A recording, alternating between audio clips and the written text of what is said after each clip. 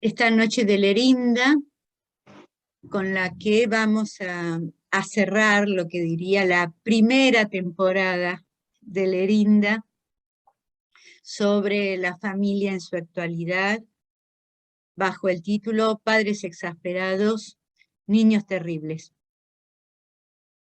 Saben que seguimos el movimiento del Instituto del Niño, de la Red Sereda, que está en varios países, tanto en América como en Europa, y que tendrá su jornada el año próximo, en marzo. De esta manera, para esa jornada estamos trabajando sobre este tema de los dos lados del Atlántico, diría.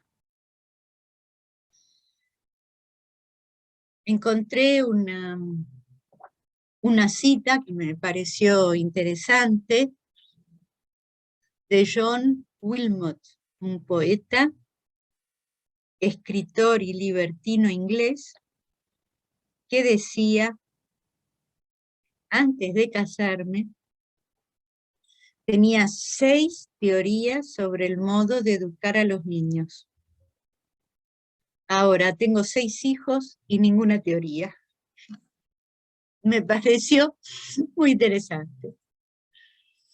Muy interesante porque no tenemos teorías. No tenemos manuales para ser ni padres, ni familia, ni hijos. Como le decía Mafalda a su madre, ojo, que nos recibimos las dos el mismo día, de hija y de madre. Bueno, en este cierre, entonces, un cierre que va a tener su continuación con Graciela Giraldi el próximo cuatrimestre, y que vamos a hacer así como suelen hacer los programas de televisión, el pase. No el pase analítico, sino el pase de un cuatrimestre al otro, como hacen de un programa al otro. Con eso vamos a cerrar. Ahora pensé que era interesante puntuar lo que recorrimos, un poco para hacer así un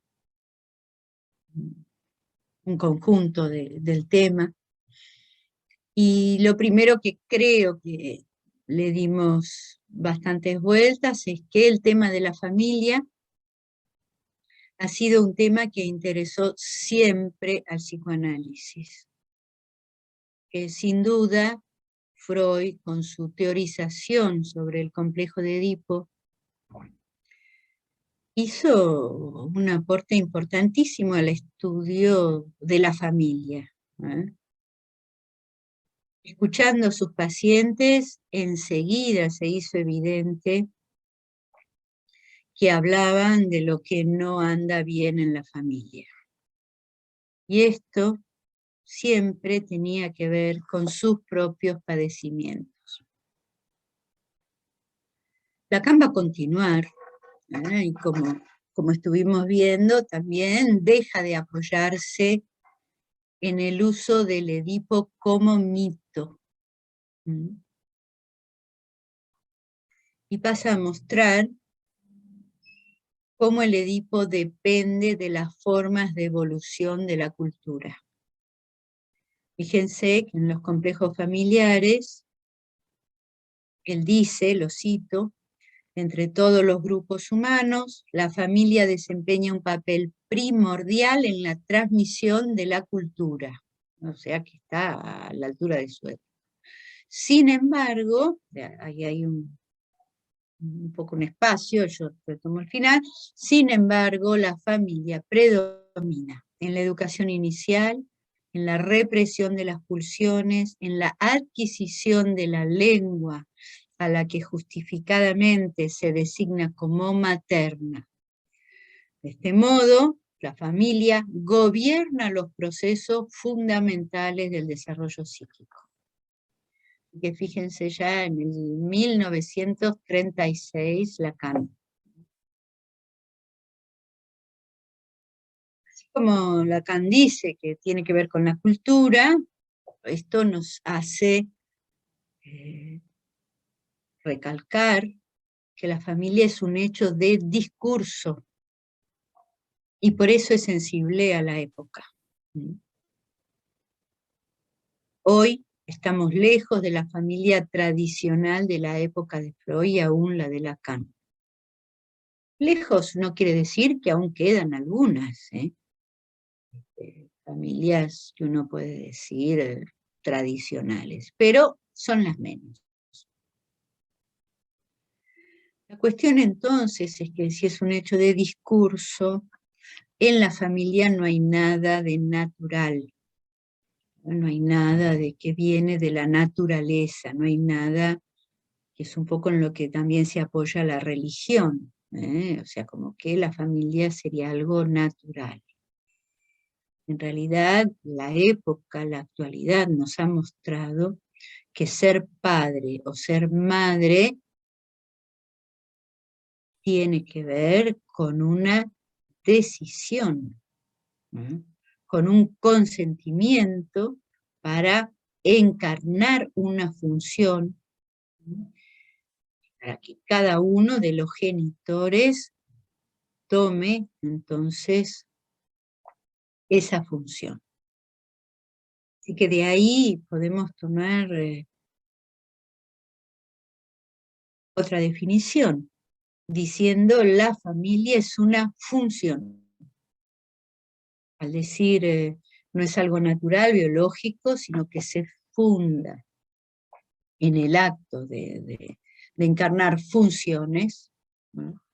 Y como lo explica Lacan muy bien en el texto Nota sobre el niño, él dice, la función materna, que transmite un deseo no anónimo por la vía de sus propias carencias, sus faltas o fallas. Señalo acá como al pasar. Lo importante entonces de las carencias, las faltas y las fallas de la madre, porque de ahí viene ese deseo no anónimo,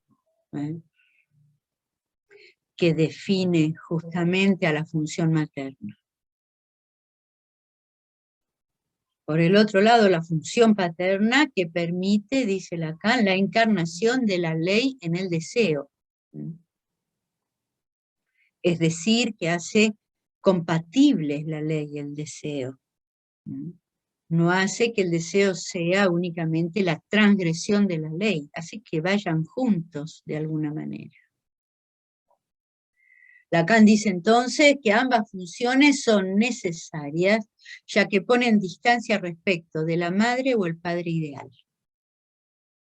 Esto también es interesante que nos advierta que madre o padre ideal, en realidad, para la constitución del sujeto, son un peligro. Continúa Lacan diciendo que la inmersión del sujeto en la vida, en el lazo social y la cultura dejan marcas en cada uno, porque ahí se instila la lengua y ahí se transmite un deseo, justamente no anónimo. Podemos observar entonces la lucidez de Lacan cuando destaca que la familia conyugal tiene una función de residuo en la evolución de las sociedades, y que ella se mantendrá precisamente porque se encuentra en el estado de residuo. ¿A qué se refiere eso? Él dice es el estado de objeto A, pequeño objeto A, como dice él. Y en realidad, lo que vivimos hoy en día lo confirma. Lacan interpreta esta resistencia misma de la familia conyugal. Resistencia en el sentido de que permanece, a pesar de todo, resiste y permanece la familia. Fíjense ustedes, por ejemplo, los matrimonios homosexuales, ¿no? Uno tal vez habría pensado que los homosexuales, como rompen con la tradición, rompen con lo establecido, romperían con el matrimonio. Bajo ningún punto de vista. Sostienen el matrimonio y quieren hacer familia, a pesar de que pongan las otras cuestiones en entredicho. ¿Eh? A pesar de que toquen la tradición, sostienen el matrimonio, sostienen la familia y también sucede con los sujetos trans. Hace 1 o 2 años vimos una película rosarina que creo que se llamaba 9 lunas, que hablaba justamente de familias trans, de mujeres trans que vivían con su hijo o que se habían casado y constituían familia.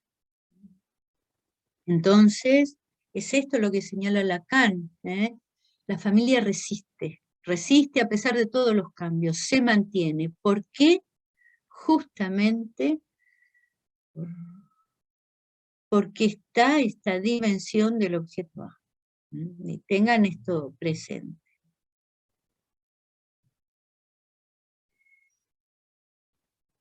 La familia no sería necesariamente entonces la transmisión de un saber, ni la transmisión de las necesidades, sino que es una transmisión, una transmisión constituyente para el sujeto.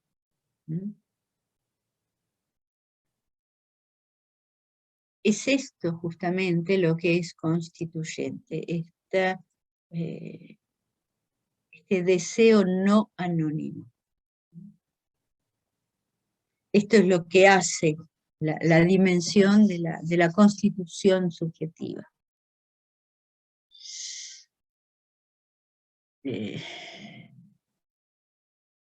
Al mismo tiempo decir esto es bastante fuerte, ¿no? Miller dice, hay en esto una necesidad, hay algo que no cesa de escribirse, por eso lo llama necesario, porque no cesa de escribirse. Y así, justamente lo que va a venir a decir Lacan es, no importa quién pueda sostener esa función, sino que en realidad se sostenga por alguien. No importa quién se interese en el niño, sino que sea alguien que se interese. No importa quién tenga un deseo, sino que realmente alguien lo desea, que alguien tenga la posibilidad de deseo. Es necesario entonces, en lo que llamamos familia, que el sujeto sea aquí llamado en la singularidad del je, es decir, esa dimensión simbólica.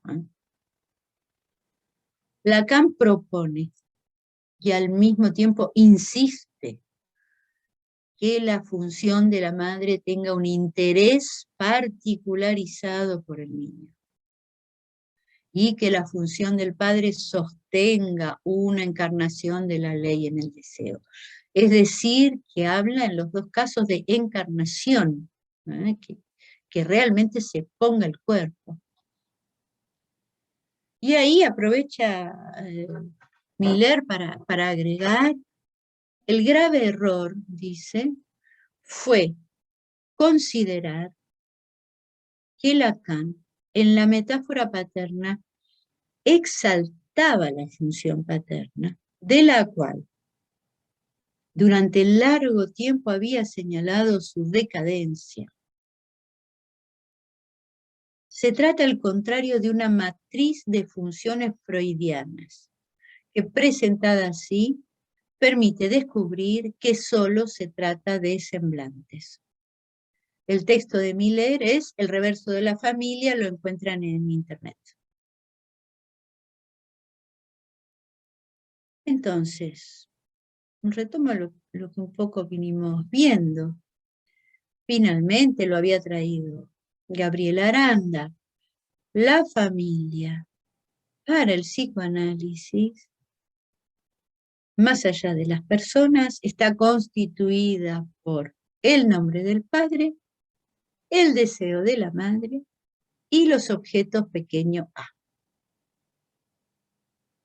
Más allá de quién encarne esas funciones y esos lugares. Esta afirmación lo llevará más adelante en su enseñanza a Lacan a decir que no son solo funciones del registro de lo simbólico, sino fundamentalmente de lo real del goce de ese padre y esa madre en tanto hombre y mujer.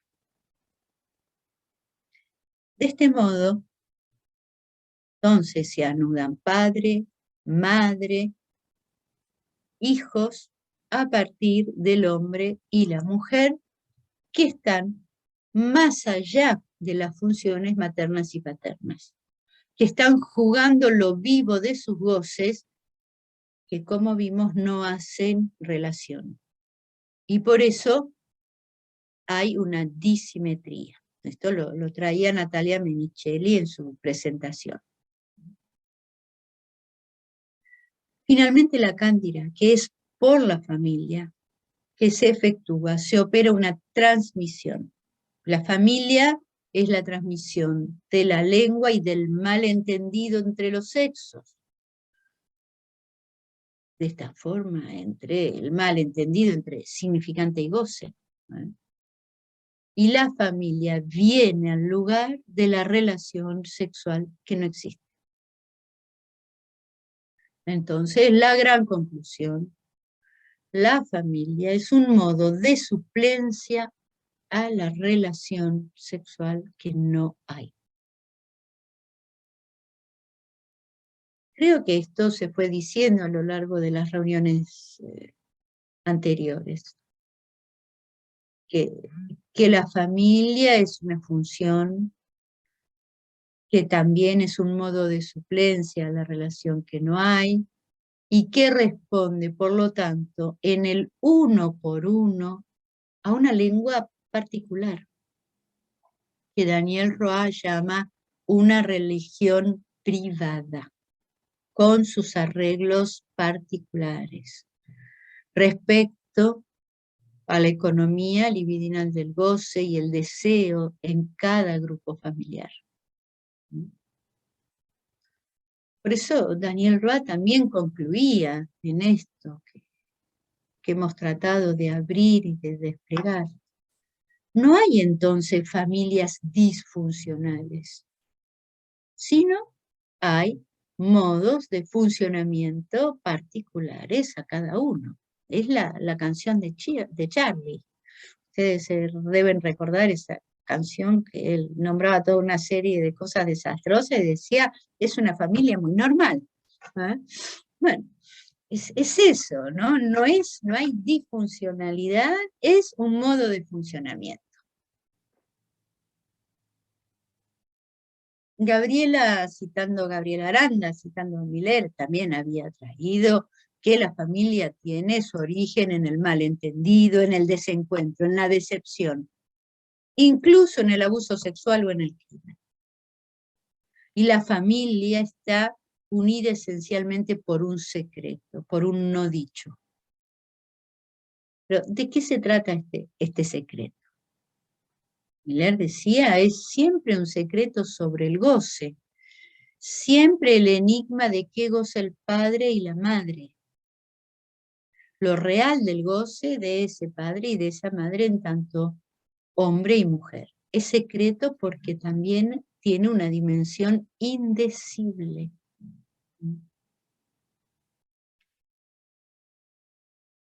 Lacan, para explicar el secreto familiar, vincula la familia a la lengua,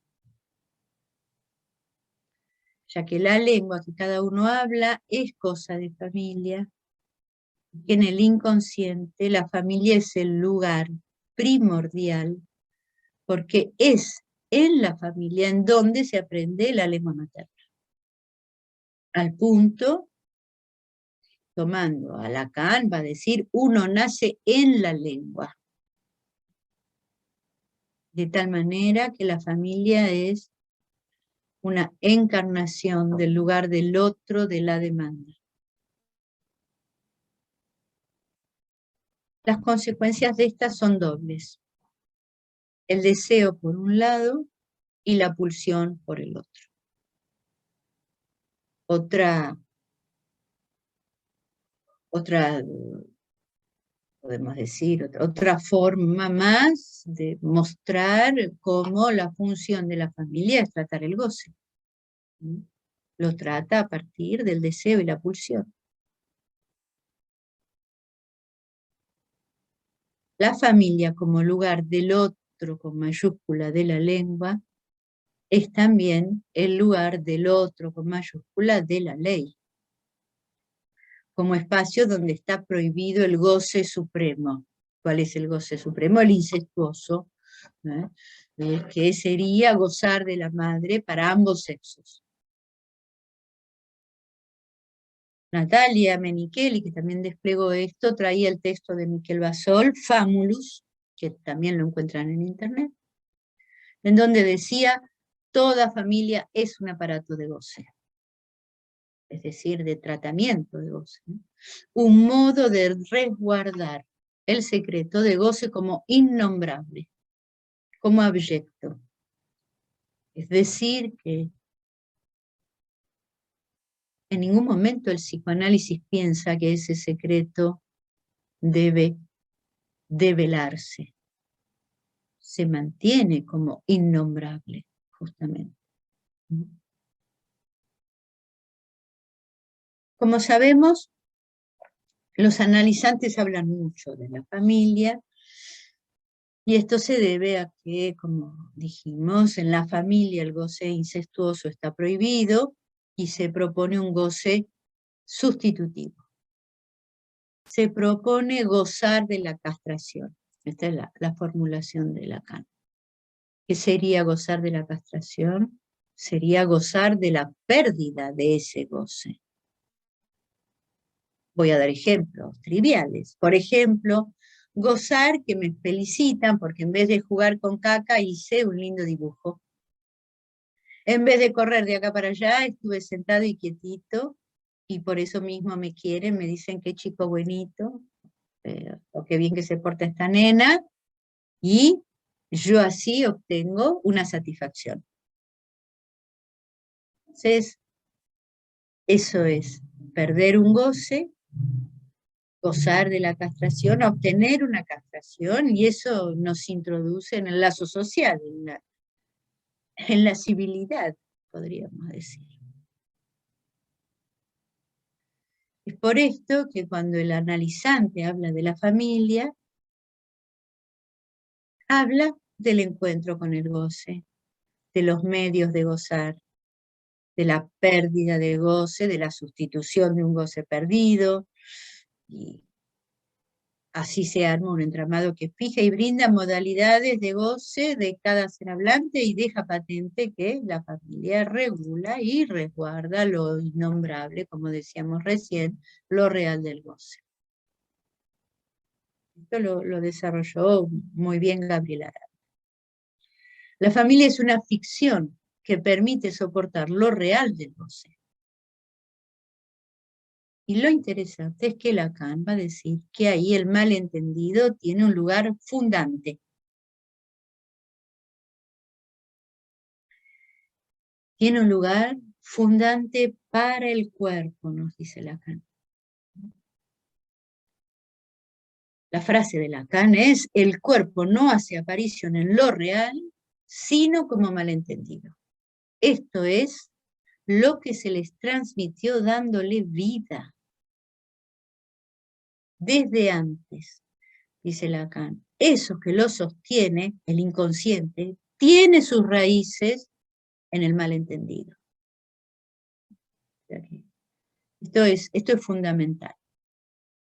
Vuelvo a citar la nota sobre el niño, donde Lacan dice que se trata de la transmisión de un resto irreductible,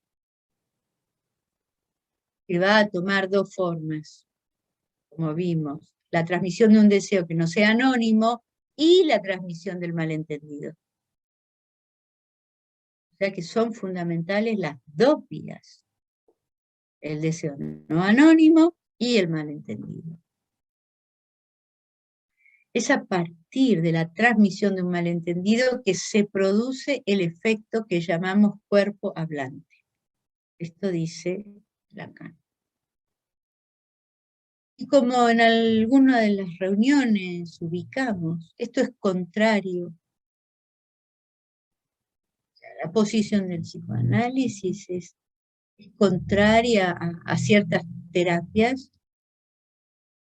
Consideran que los problemas se pueden resolver con una adecuada comprensión y con más diálogo, y que se busca exactitud, evidencia científica sin equivocación. Y lo que más encaja con todo esto es lo que llamamos el algoritmo que domina nuestra época, ¿eh?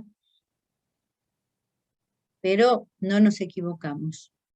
No nos equivocamos en el sentido de que no somos usos pensando que tenemos que estar en contra de la ciencia. No estamos tampoco en contra del avance de la técnica, todos nos beneficiamos de sus producciones. Es que señalamos que la dimensión subjetiva se trata de otra cosa. Diferenciamos al sujeto de una cosa. Los sujetos no son cosas. Y lo que notamos es que la época actual intenta tratar al sujeto como una cosa.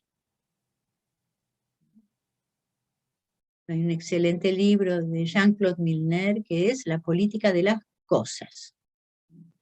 Ubicando esto, nuestra época trata a los sujetos como cosas. No solo porque los meten en estadísticas, no solo porque son... Bueno, no me voy a extender en ese tema. Lo dejamos ahí. Es muy interesante, pero creo que uno se puede dar cuenta rápidamente. La familia funciona entonces, como decimos, como un modo de suplencia a una relación que está afectada por una imposibilidad estructural, que Lacan llamó una relación sexual, y por lo tanto, los arreglos, tema de nuestra noche, los arreglos vienen a responder a esta imposibilidad estructural. He vuelto a repasar todo y he repetido una y otra vez la imposibilidad estructural para ubicar ahí los arreglos. Por ejemplo, si pensamos que el síntoma es un modo de anudamiento entre real, simbólico e imaginario, también podemos pensar la familia como forma de anudar aquello que de entrada está desanudado o simplemente no anudado. De esa manera podemos decir familia síntoma. También hemos dicho que es el niño que funda la familia. Desde que hay un niño, hay familia. Pero también, cuando un niño entra en juego, los lugares de la pareja se reconfiguran. Del 2 se pasa al 3, o al 4, según la cantidad de chicos que haya.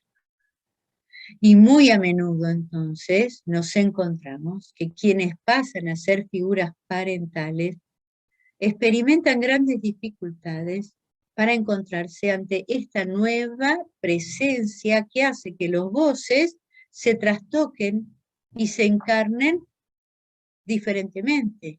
De ahí entonces la necesidad de nuevos arreglos. Entonces, por un lado, el goce ordena la familia. Esto es lo que nos dice Daniel Roth. Y al mismo tiempo, la familia es en sí mismo una posibilidad de arreglos con respecto al goce. Sobre todo, hoy, lo que recibimos en los consultorios o en las instituciones.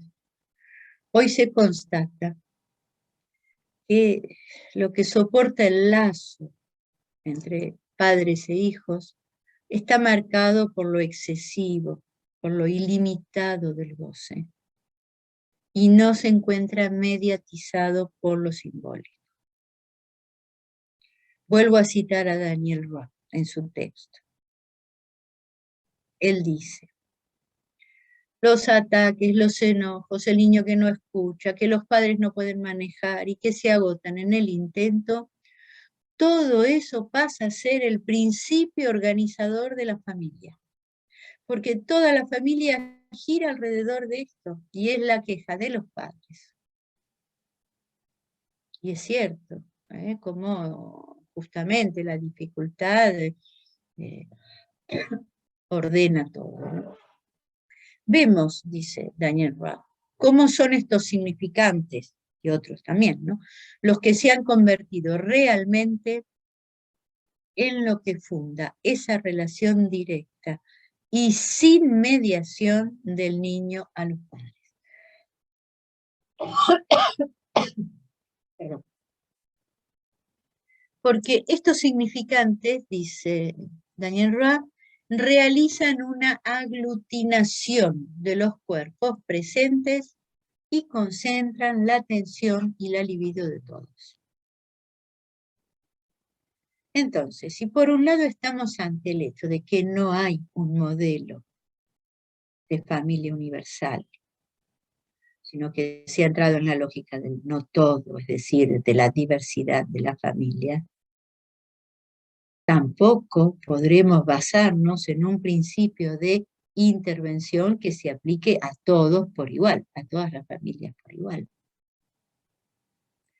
Por lo tanto, como dice Daniel Roth, esto condiciona la manera en que recibimos los síntomas de los niños y las quejas y las preocupaciones de los padres. Ahora bien, si partimos, en vez de pensar que hay un ideal, ¿no es cierto?, si nos posicionamos y si partimos de la lógica del no todo, de las diversidades, entonces, desde ahí la institución familiar ofrece otros recursos. Daniel Roth, por ejemplo, cita: ser no todo dependiente de las identificaciones familiares, no todo dependiente del amor filial y parental, es decir, poder explorar caras un poco menos amables. Y también se pueden explorar otros recursos para sostener en el juego de la vida, como el padre, la madre, el padrastro, la madrastra, bien, y otros familiares, ¿no?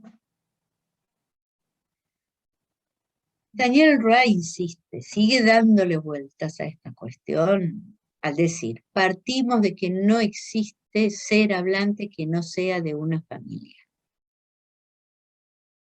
No hay posibilidad, entonces, de no ser de una familia, ¿no? Esto abre, entonces, muchas perspectivas para todos los que tienen problemas con su familia, o incluso los que se consideran sin familia. Incluso los chicos de la calle se hacen su familia con los que están ahí, si las familias son finalmente una función. Para cada niño mimado o abandonado hay allí posibilidades entonces de hacer un bricolaje. Desde el psicoanálisis se abre la vía al abordaje de lo sintomático presente en cada familia. Lo que circula como deseo y lo que se deposita del goce en juego en cada uno de los partener. Daniel Roth entonces va a enfatizar lo que llamamos disfuncionalidad. Consiste entonces en no querer saber que la familia es en sí misma un tratamiento de goce de los cuerpos hablantes en presencia y que no responde a ningún ideal. Esto es fundamental porque me recuerdo que Natalia había traído el fragmento de una serie en donde una pareja, un matrimonio consultaba por sus cuestiones y era atendida por una pareja de terapeutas que parecían encarnar el ideal de lo que había que hacer y responder, ¿no?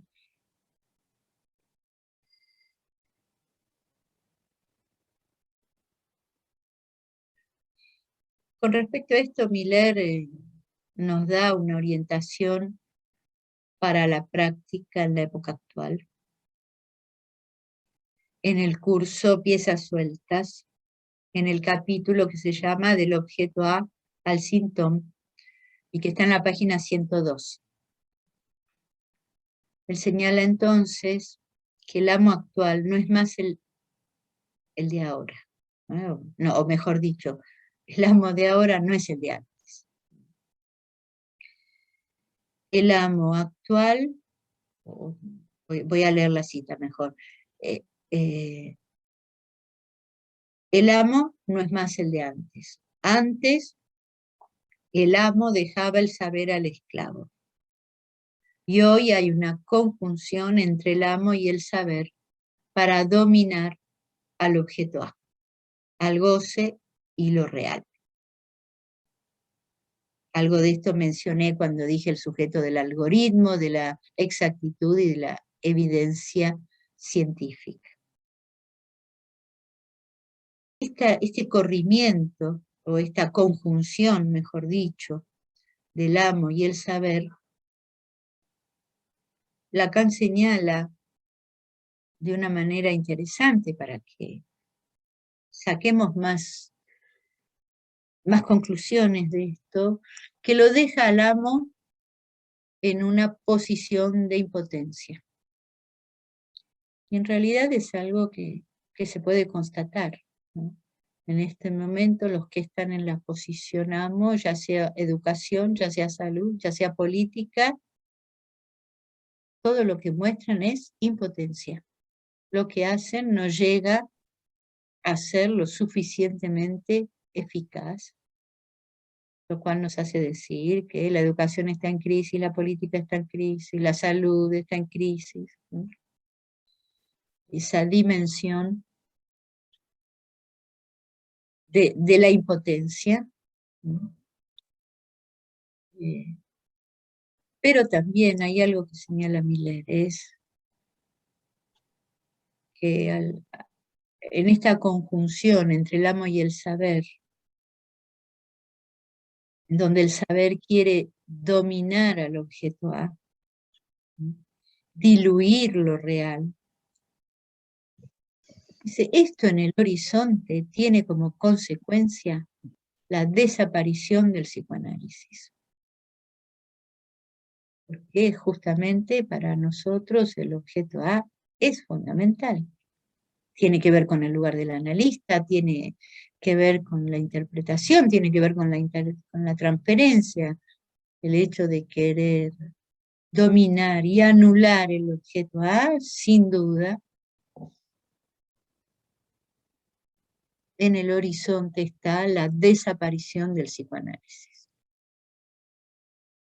Entonces, Miller lo que dice es, tenemos que preocuparnos, tenemos que encontrar la manera de que el psicoanálisis continúe en esta época que él llama aligerada, pero en realidad se refiere a la época del amo impotente. Miller dice, el psicoanálisis no se puede practicar de la misma forma que antes. Cuando estaba Freud, cuando se creía en la potencia de lo simbólico, cuando se creía en el padre. Estamos en un momento de evaporación del padre, dice Miller. Lacan también lo decía.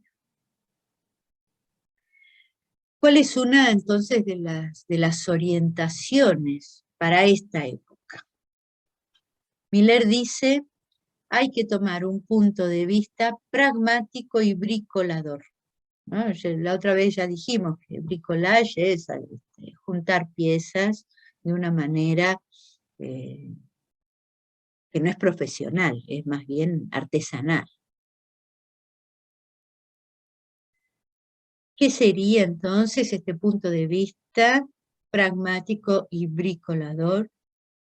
Miller dice, consiste en buscar con los sujetos los significantes, los S1 que hagan legible el goce, y que por eso puedan ayudar a volver legible la historia. A partir de aquí, yo creo que se nos despliegan para nosotros dos ejes. El niño y sus arreglos singulares, y el analista pragmático y bricolador.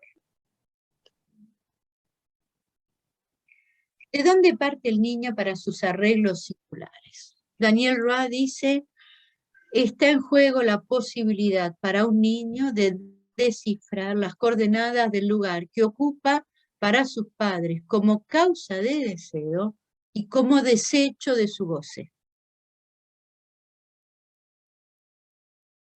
Este descifrado, un niño lo hace con los significantes que él mismo extrae y que toman el valor singular de un goce pulsional.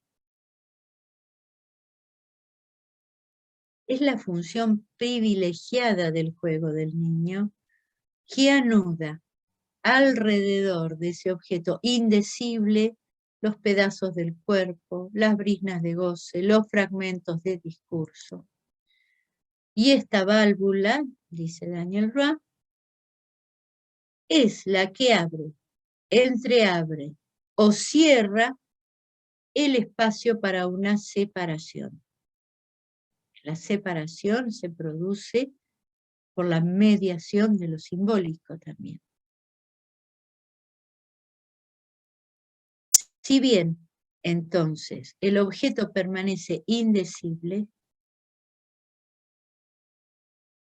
está localizado, bordeado y se puede revestir de semblantes.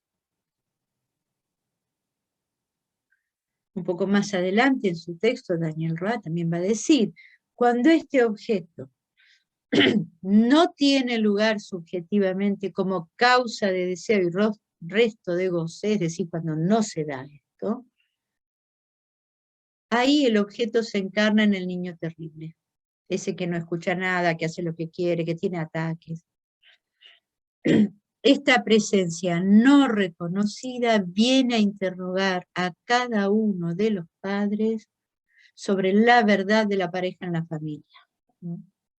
Exaspera el lugar que puede tomar un niño como objeto en el fantasma de cada uno. Pero esta presencia aterroriza también al niño terrible, bajo diversas formas fantasmáticas o de pesadillas.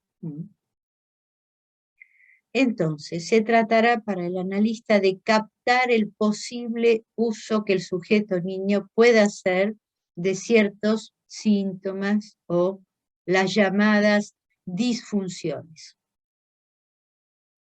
abriendo así la posibilidad de hallar otra forma de tratamiento de goce. Traigo ahora los casos que trabajamos. Recordemos a Lucy y las arañas, ¿no? En donde ella está en posición de ser síntoma de la pareja parental, y en donde experimenta la irrupción de un real, el analista no duda en nombrar como goce femenino, no todo, no localizable, que la angustia. Es este real que por las ficciones de la niña se va a venir a taponar, ¿no? Tapona eso que no ha sido drenado por el padre. Ese goce insoportable encontrará entonces hacerse representar en lo simbólico a partir de equivalencias que juegan con la biunivocidad del significante. Las oposiciones, ustedes van a recordar, araña madre, araña hijo, araña macho, araña hembra, hay o no hay en el nido, huevitos, bien, etc. Es decir, que ahí ella pudo bordear, vestir de semblantes ese objeto, si ustedes quieren, indecible. Ahora, también Daniel Rand nos dice, no siempre encontramos la posibilidad de instalar este aparato de ciframiento y desciframiento del psicoanálisis. En algunos casos se ve que en el corazón de la exasperación de los padres y del terror de estos niños terribles hay un goce ilegible, que solo puede quedar como letra velada, lo que quiere decir que tenemos que respetarlo en ese lugar y que no tenemos que intentar anularlo, extirparlo, sino que justamente la orientación es propiciar que cada ser hablante encuentre su invención, su saber hacer con ese real irreductible. Recorrimos también en un momento la cuestión de la crisis. No quiero dejar de mencionarla porque la vertiente de la crisis implica un momento de invención ante el impas en donde un sujeto puede tomar una decisión, hacer surgir algo nuevo que puede marcar un antes y un después. Vayamos ahora al eje del analista bricolador. Como vimos, el analista tiene que tener en cuenta la economía de goce propia de una familia. Daniel Rand nos nombraba esta cuestión de una relación directa y sin mediación del niño a los padres, debido a que los significantes realizan una aglutinación de los cuerpos presentes y concentran la libido de todos, a lo que llamó una familia holofraseada que desarrolló muy bien Juliana Casagrande.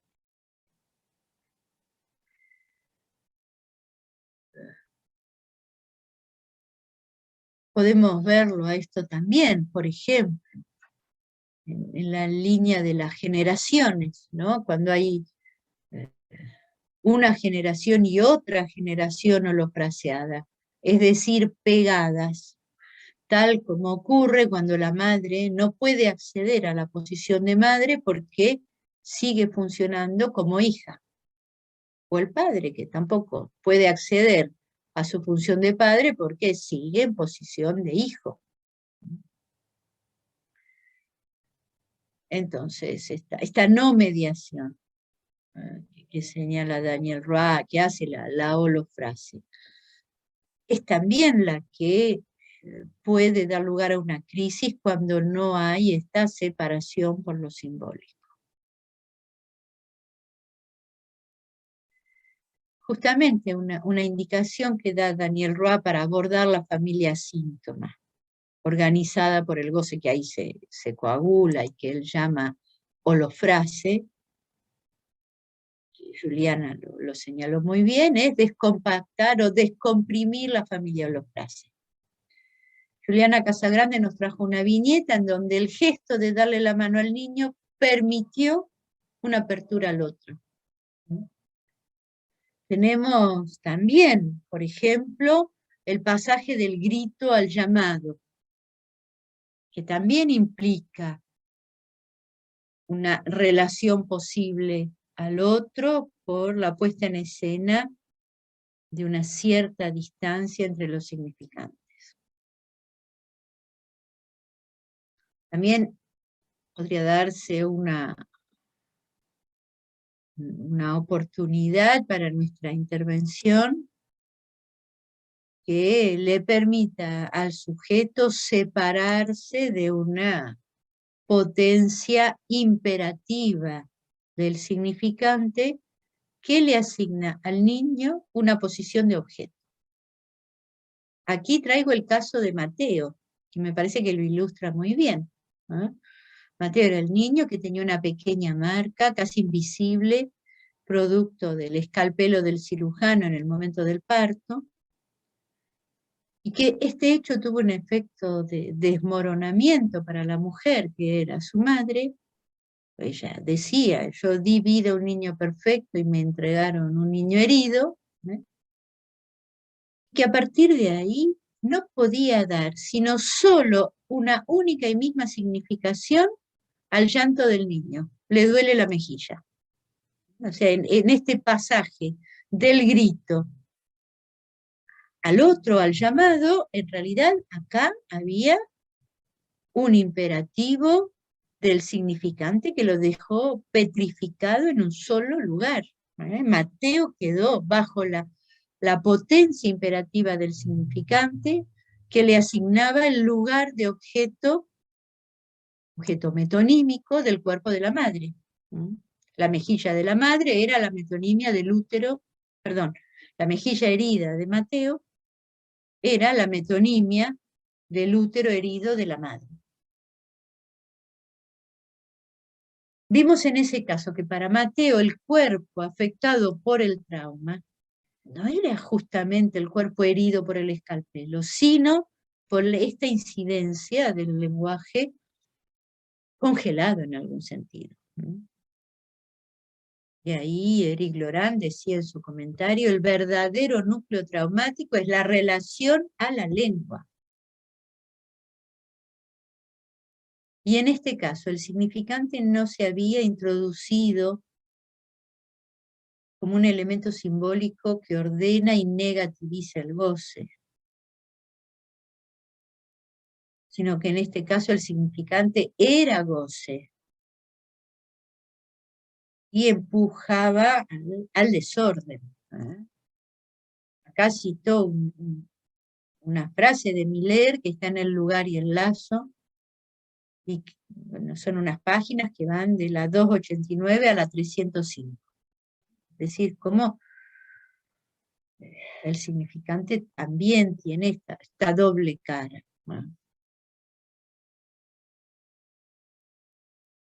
Vuelvo entonces a lo que dice Daniel Roth, ¿no? Hemos estado desmenuzando este texto todo el curso, diría yo.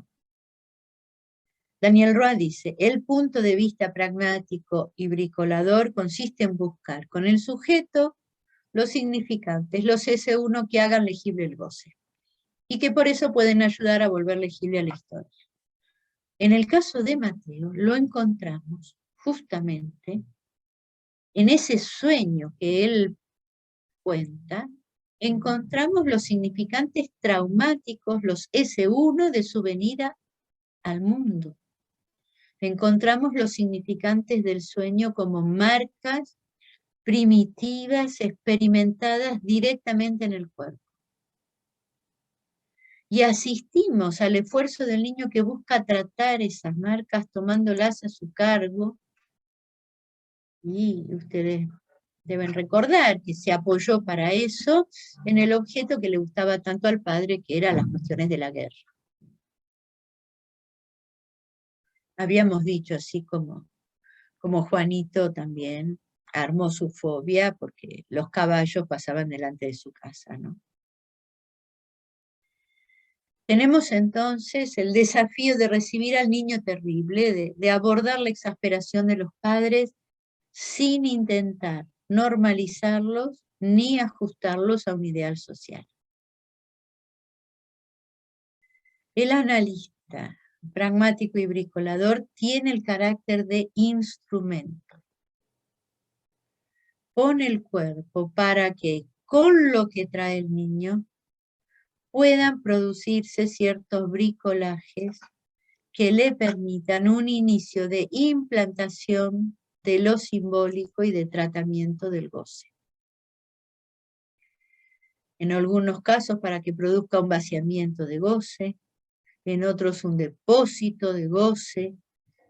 En todo caso, estos movimientos siempre producen una pacificación de la inquietud. Entonces el analista bajo esta modalidad se deja tomar por las invenciones del sujeto, que posibilita que este par lettre vaya construyendo algunas formas de tratamiento de su goce y le permita de manera más vivible habitar su realidad. El arreglo singular de Lucy fue contar las arañas, el universo en el que vivía, y hacer un tratamiento de la lengua y del goce de su cuerpo. Nosotros vemos como lo animal en los miedos, las fobias, los síntomas de los niños. Esto es la representación del goce. Es una tentativa también de que el goce sea nombrado y en parte simbolizado.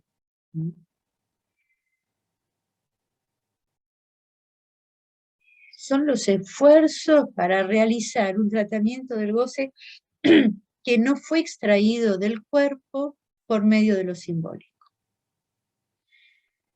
Entonces es recoger esas marcas que hubo en la historia para ver qué operaciones posibilitan, qué uso se puede hacer con ellas, qué uso de esa lengua fundamental y cómo construir ciertos bordes. Eric Laurent tiene un libro que se llama El niño y su familia, y de la página 81, 82 saqué 2 citas que me parecen interesantes también para orientarnos, ¿no? Él dice: frente a la hipermodernidad y sus efectos, nos interesa poder orientarnos ante la locura generalizada. Vivimos en un mundo de locura generalizada. Dice, si bien el psicoanálisis puede proteger a los niños de los delirios familiares, también intenta aliviar especialmente a los hombres de sus delirios de paternidad. Porque del lado del neurótico, el analista puede aliviarlo del peso de su deseo, ya que el neurótico ama completarse con el síntoma familiar. Tiene la idea en que ser un buen padre le va a permitir encontrar la llave del deseo. Casi en el final de esa página dice: nuestra brújula es el objeto A. Con esta brújula tenemos que navegar, porque toma en cuenta la reconfiguración de la familia. Pero esta brújula separa todas las tentativas de restablecer las creencias en el padre, tales como las que se encuentran en el deseo de restaurar la autoridad paterna, la de enseñar a los padres a tener autoridad, o de crear escuela para padres, enseñarles buenos comportamientos como padres. En realidad, todos estos intentos no podrán nunca aliviar la falta fundamental de existir. Es el objeto A el que anuda el goce y el dolor de existir. Y lo que va a plantear Laurent es, analizando estos anudamientos, es que podemos ser útiles, ¿no? A pesar de que estemos todos embrollados en este goce, ¿no? Bueno, como para terminar, me quería referir a un texto de Miller que se llama Retratos de Familia, y que está en la revista Virtualia 33, que también la encuentran en internet. Se trata, en realidad, de un artículo en donde Miller habla del lugar de la familia en los testimonios del pase.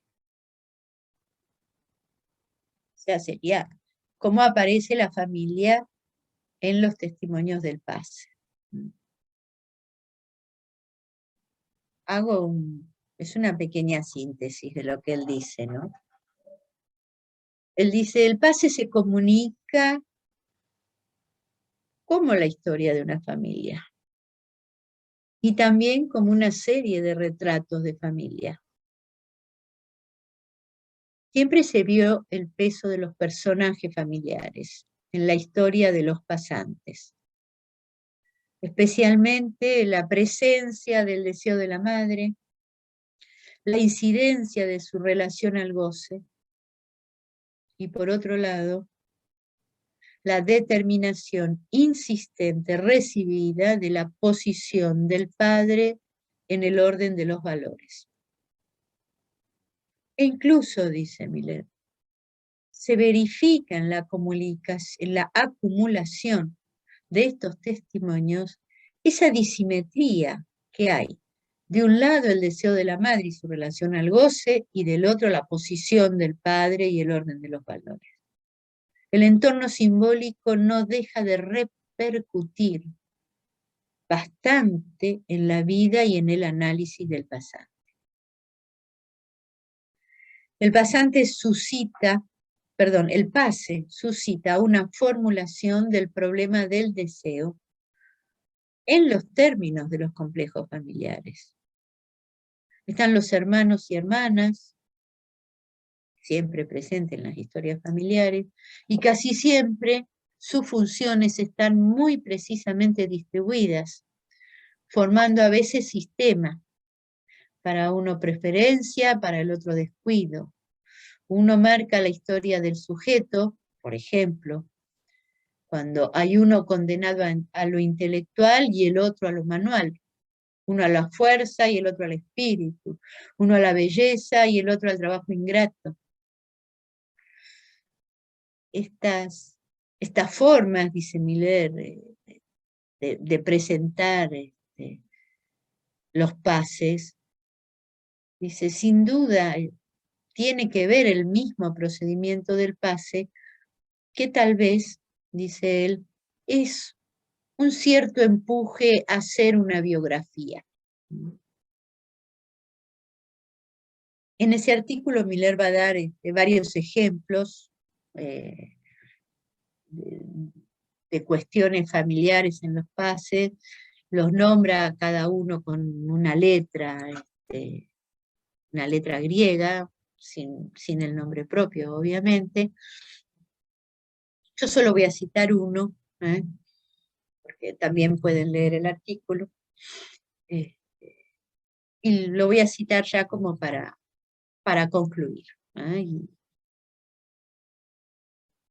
Él dice, Beta cuenta la historia de su mortificación de vida a su identificación a un hermano muerto, embalsamado en el recuerdo de sus padres, especialmente de la madre. Su análisis fue para ella su renacimiento.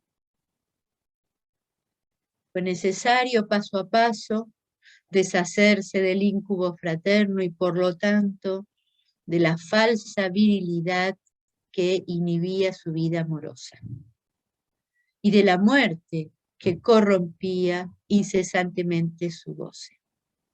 Todo está bien, ella vive, es mujer, hace el paso.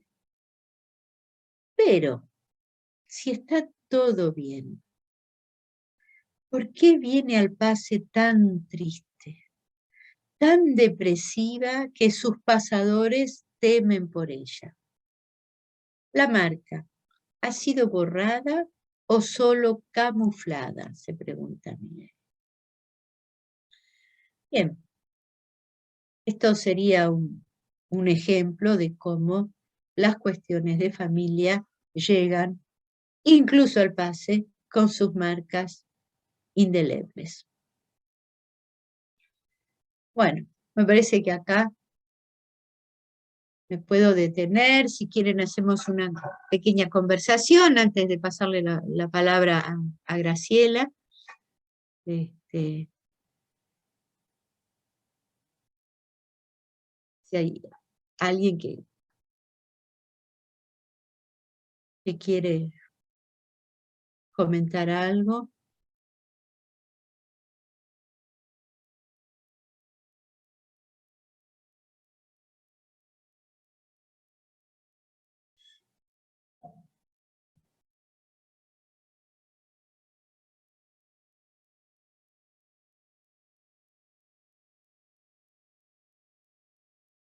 Que no me digan que después de todo este tiempo no hay un solo comentario, a muchos que han participado.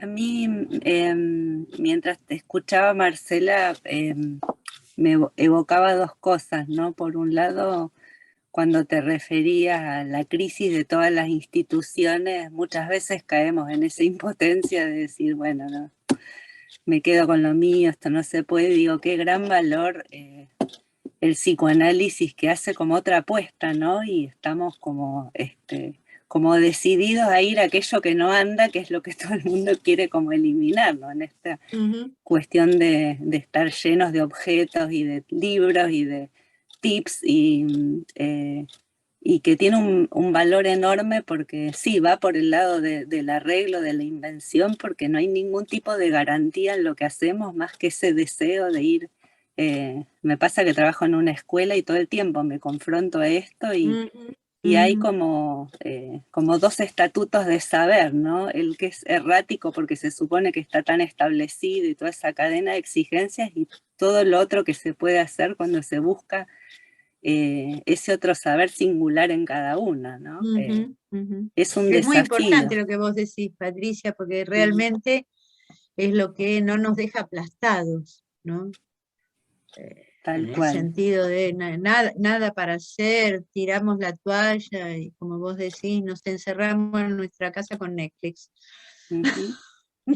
Y por otro lado evocaba un caso de una nena que atendí hace unos años, que presenté un fragmento, creo que acá en Erinda, una nena terrible, que en un momento el arreglo fue por el lado de los disfraces, y luego un momento muy crítico donde estaba muy pegada a hacer ese objeto de desecho y todo, era una mugre su cuarto, la queja, el cuaderno se perdía, se enchastraba. Y recuerdo que en una oportunidad venía de un parque, sí, llena de tierra, ella estaba totalmente recubierta y con un semblante así muy realista de lo que ella representaba, y tenía en las manos y no la quiso dejar en el auto cuando la bajó la mamá y la retaba porque tenía como cosas que había juntado en la plaza, ¿no? Y a mí se me ocurrió, le dije que había gente que hacía como artesanías con esas cosas que yo había visto, entonces nos pusimos a pintarla y bueno, le dio un giro a un interés particular por poner bellas las cosas, que me llenó el consultorio, no solo de todo lo que traía de la casa, pero desde, no sé, se ve que revolvía cajones y bueno, como un intento de arreglar eso que no tenía mucho arreglo, pero es difícil a veces la transmisión, ¿no? Este concepto tan sutil de arreglo, esto que vos decías del analista, donde, no sé, uno se le ocurre en el momento, capaz que con otro paciente nos surge una idea y esto. A veces son los docentes, a veces los mismos papás los que vienen con ese saber no sabido en la entrevista. Y qué valor tiene, ¿no? Esa búsqueda de lo que supuestamente no está como garantizado, sabido, como para pensar. Sí. Hay que también tomarse el tiempo. La respuesta no es ya, instantánea, a la altura de la época actual. Llame ya, pedido ya, no tenemos respuesta ya. Traen los pacientitos a la tercera sesión, por ahí me dice, pero que tiene que seguir viniendo, ya, no está. Bah, ¿no? ¿Cuántas veces va a tener que venir?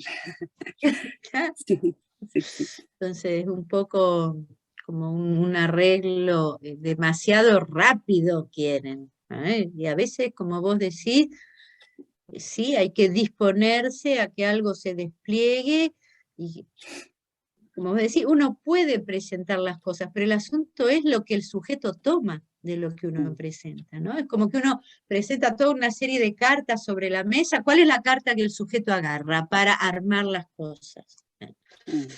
Alguno agarra uno, otro agarra otra, y bueno, ahí se va armando, se va tejiendo.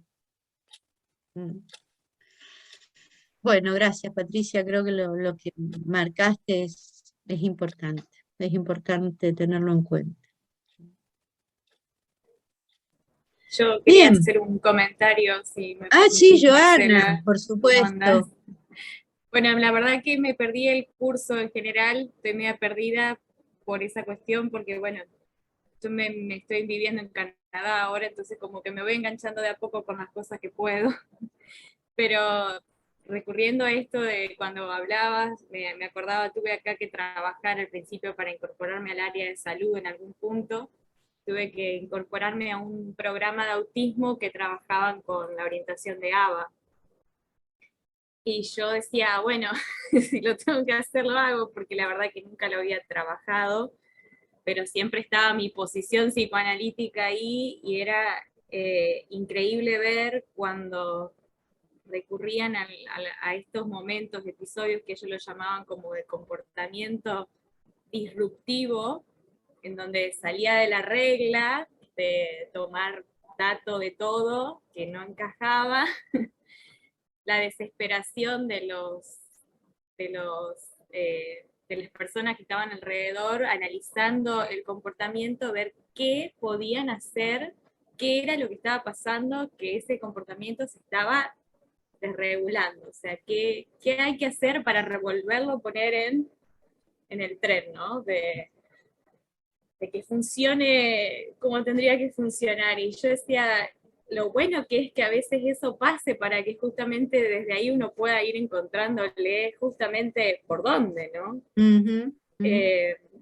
Pero bueno, lo interesante también a veces ver estos otros tipos de orientaciones, y me hacía mucho eco todo este tiempo cuando hablabas de las invenciones, de dar lugar a la invención del otro, tomar eso para crear otra cosa, y lo interesante que el psicoanálisis propone desde ese lugar también para justamente esto, ¿no? Más allá de que parezca como algo que hay que controlar, sino que también darle lugar a que, bueno, ese síntoma que aparece o esa cosa desregulada, ¿qué es lo que está provocando? No solo lo que se presenta a simple vista como un comportamiento desregulado. No sé si me van a entender.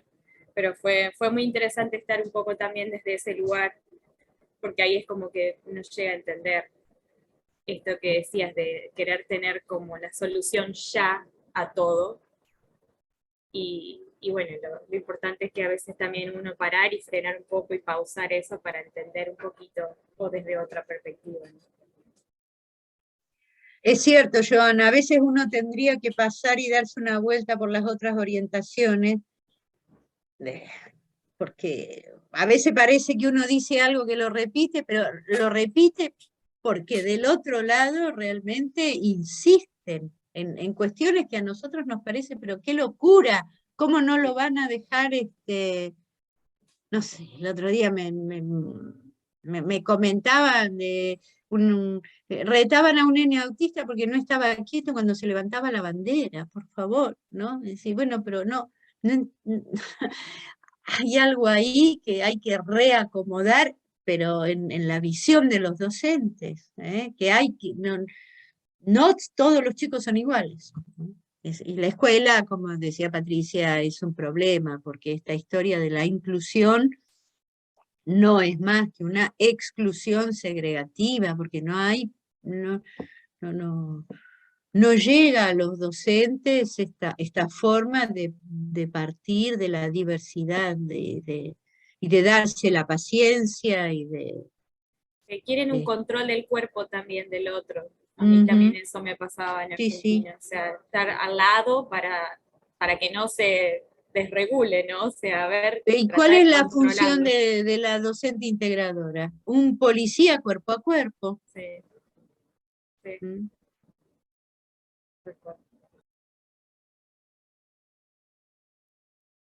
Bueno, muchas gracias. Graciela, te pasamos la palabra. Bueno, es linda la conversación. Me hacía acordar una película que vi en Netflix. ¿Vos qué decís, Marcela? No, pero se las recomiendo porque muestra bien que la función de la familia puede estar en un orfanato, ¿no? Por ejemplo, hay una película que se llama 17, que es muy bonita, donde es un muchacho por eso él tiene 17 años y le falta un año ya para quedar afuera.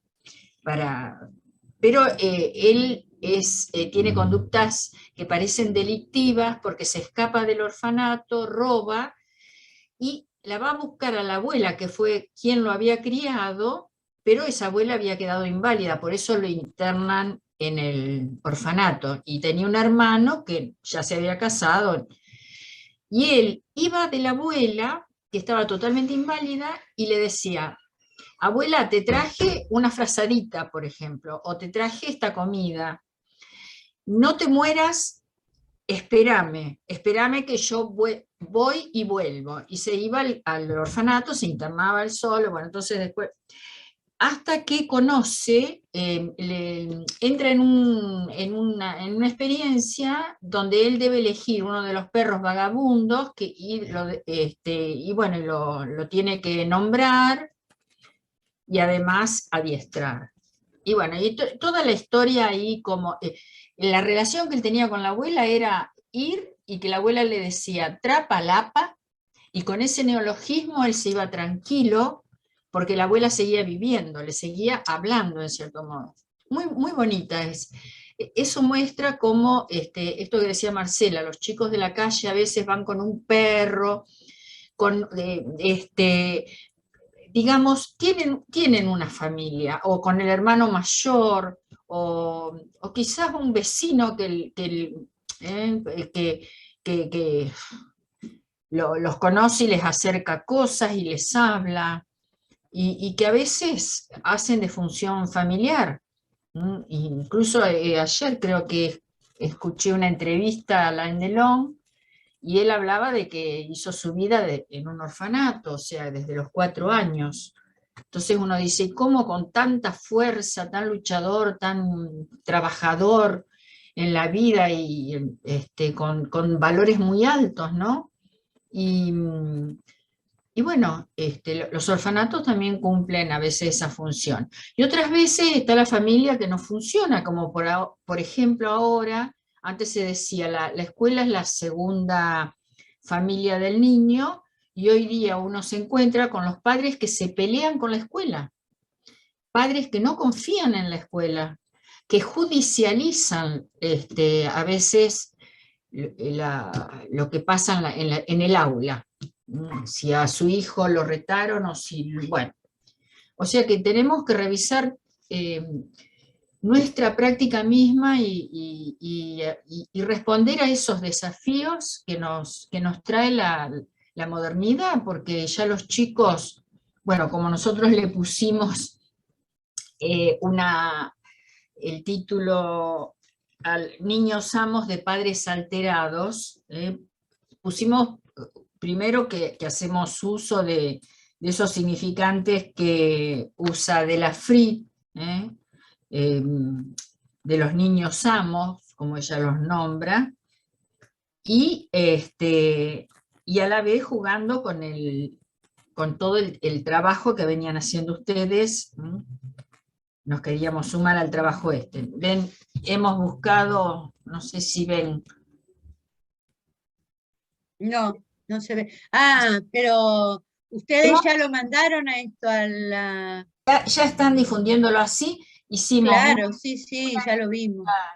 caprichosa, como diciendo acá mando yo, y los padres que discuten por ella, ¿no? Que, bueno, ya después iremos viendo a partir de casos y haremos 4 conversaciones, que son los días martes, 9 y 23 de agosto, 3 y 27 de septiembre, de 20 a 21:30. O sea que haremos conversaciones en base a esos casos o viñetas clínicas, pero invitamos a la vez a que si alguien quiere presentar cuestiones, viñetas, problemáticas con la escuela, en la práctica del consultorio, en relación con otras prácticas discursivas que atiendan a esta problemática de los niños con los padecimientos actuales, bueno, que las traigan, que las propongan. Ustedes ahí tienen el mail de Cristina Trevisan y el mío para mandar preguntas, intereses, propuestas, si quieren participar. cristinatrevisan.ct@gmail.com. Graciela Giraldi, @hotmail.com. ¿Por qué no lo escriben en el chat? Cristina está, creo que está ahí, lo puede poner en el chat. Y le Claro. llega a todos. Acá, en el chat. En este chat de acá, claro, decirle a Sí, Cristina está, ¿lo querés escribir en el chat? Bueno. Ahí está, ahí lo escribe. Mis colaboradores son Bernache Liliana, Hércole Irene, Geverini Virginia, con piano Lorena, Tomás Natalia y Cristina Trevisan. Pero, digamos, ¿por qué son mis colaboradoras? Porque tenemos un taller que ya venimos trabajando desde hace tiempo. Y entonces, bueno, eso no quiere decir que está cerrado, que bien, implica reuniones. Nosotros tenemos un ritmo de trabajo que es partir de casos clínicos y trabajamos esos casos y las vamos focalizando de acuerdo a las problemáticas que trabajamos en el ERINDA cada año.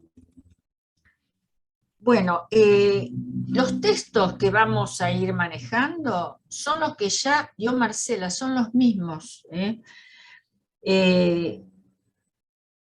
Queremos hacerlo más conversado, que sea como, digamos, que todos nos pongamos a trabajar estas cuestiones desde nuestra experiencia como practicantes del psicoanálisis, ya sea en el consultorio, en la escuela, en una institución de salud mental, o un hospital pediátrico, digamos. Siempre hay experiencias que deben ser llevadas al trabajo discursivo, para que todo que podamos enriquecernos de eso. Donde, fíjense, me acordaba con esto del saber, el saber de los niños. El saber, tuvimos unas jornadas que era, ¿qué saben los niños? ¿No, Marcela? Era el título de todo un trabajo, todo un año. Bueno, y digamos, seguimos dándole vueltas a esto, es el niño el que sabe, es el inconsciente, digamos, lo que decía Freud. El niño se pregunta, ¿de dónde vengo? Después Lacan dijo, ¿qué quiere mi madre? Y ahí, digamos, viene toda la teorización infantil, las ficciones, bueno, todo esto, y que nosotros en la práctica analítica vamos dando lugar a que se despliegue todo eso, a que circule el objeto A, como decía Marcela, eso que nos causa hablar, que nos causa, pero que la palabra la tiene el niño, y nosotros no podemos adelantar una interpretación, no podemos porque no es calculable, no es un saber de libro académico, digamos. Nosotros hicimos la carrera de psicología o de medicina o de lo que sea, pero no tenemos un saber sobre el inconsciente, sobre ese, digamos, sobre ese sujeto que va a hablar en la experiencia analítica. Entonces, es lo que decía Marcela, darnos el tiempo, todo el simbólico cambió lo real, cambió todo lo imaginario, y encima tenemos que, hay síntomas que están en relación con este aislamiento que tuvimos por la pandemia, que están a flor de piel, como dicen los pediatras, y que la cuestión es, por ahí tenemos que, no sé si competir, no es eso, es ofrecer como hacen las neurociencias. Las neurociencias ofrecen todo ya, un saber, estudios, todo viene del cerebro, bla, bla, bla. ¿Nosotros qué hacemos con eso? ¿Nos quedamos de brazos caídos? O, digamos, trabajamos en relación apoyándonos en el síntoma. Bueno, me parece que todo esto es para... Yo me embalo, pero son las cuestiones que venimos trabajando en el taller y que despacito iremos desplegando y pensando juntos. Así que están invitados. Después en el blog, Marcela, ¿no es cierto?, vamos subiendo incluso tus textos. Sí, en el blog yo voy a mandar esta semana una serie de textos de la diagonal hispanohablante, que creo que Juliana tradujo algunos, y que fueron los boletines de preparación para las jornadas que ellos tuvieron hace unos meses. Ellos estuvieron en Valencia, hicieron una pequeña jornada y hubo una serie de textos que están interesantes, así que los voy a mandar al blog. Y también creo que los encuentros de Lerinda, como han sido grabados, están también en el canal YouTube de la EOL, y que se entra por el lado del Facebook, tengo entendido, ¿no es cierto? O no sé si por el blog, pero me parece que sí, que por el Facebook uno entra en las clases, o va a YouTube también. Ah, bueno. Joana, ¿Vos nos podés explicar, Esteban? Sí, en el canal de YouTube están subidas las 4 clases anteriores, excepto esta, obviamente, y se entra directamente o al canal de la EOL, de la sección Rosario, en YouTube, o se busca también Malentendidos Familiares, también aparece, y lo tendríamos que subir porque por algunos problemas de derecho de autor tuvimos problemas para subir algunas clases, pero ahora ya están todas. Podríamos subirlas a Facebook para que directamente se puedan abrir ahí, pero Claro. con el link. Así que bueno, lo podremos hacer en estos días, así ya están accesibles en Facebook, pero ya están en el canal de YouTube de la EOL. Sí, hubo problemas con los fragmentos de películas, que no teníamos los derechos de autor y no nos permitían hacerlo. ¿Cómo es eso, Marcela? Esteban lo explica bien. ¿Querés explicar, Esteban, lo de los derechos de autor? En 2 de las clases, en una se compartió un guía de bonus familiar y en la otra un recorte de la película Camón Camón, y YouTube detecta automáticamente que dentro del video hay una parte de la película y uno necesita tener los derechos. Entonces, bueno, lo que hicimos fue recortarlo a la escena y después indicar que vaya cada uno.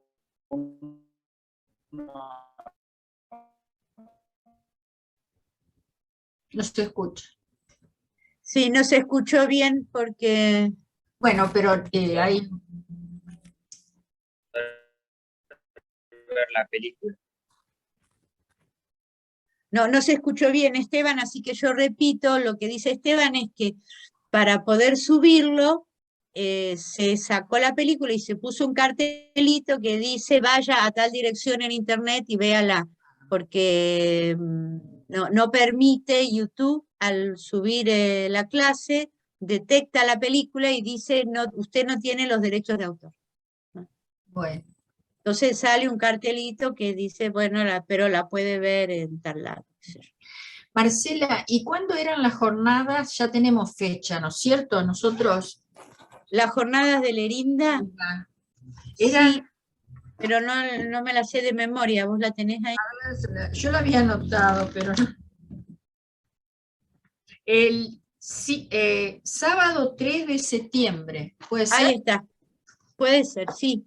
Yo no lo tengo presente, pero si vos lo tenés anotado, lo Claro, vamos a confirmar de todas formas, para ¿eh? que ya vayan pensando, cada uno va tomando algo, extrae algo y ya lo puede ir trabajando para septiembre. Va, haciendo un dibujo para Bien, buena participar. idea, buena idea.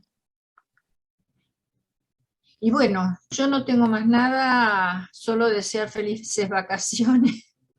Felices vacaciones para todos y nos reencontraremos entonces en el próximo cuatrimestre.